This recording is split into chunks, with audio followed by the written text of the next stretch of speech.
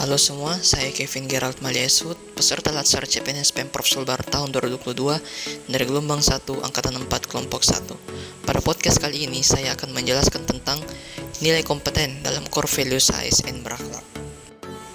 Apa itu kompetensi?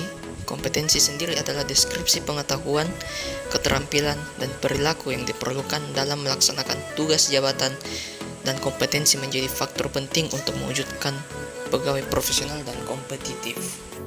Kompetensi pada ASN juga memiliki standar yang terbagi ke dalam 3 bagian.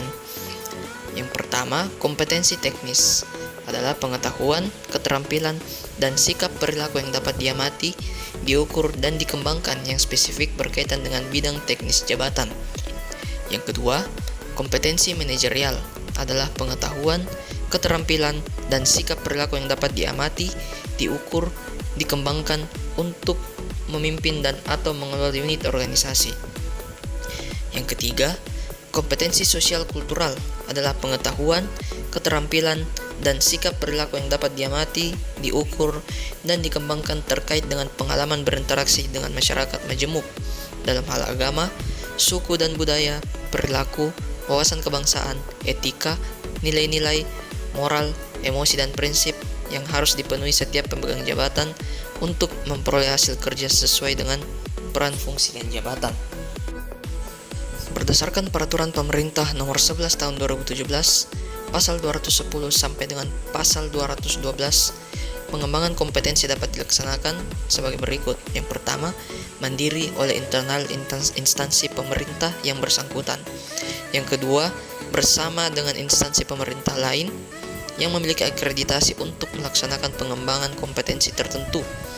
Yang ketiga, bersama dengan lembaga pengembangan kompetensi yang independen.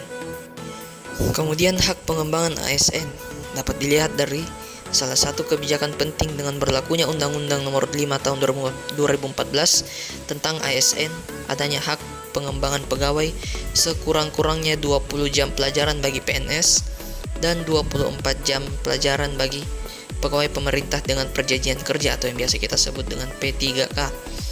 Kebijakan ini tentu saja relevan, utamanya dalam menghadapi dinamika lingkungan global dan kemajuan teknologi informasi yang berubah dengan cepat, sehingga kemutakhiran kompetensi ASN menjadi sangat penting.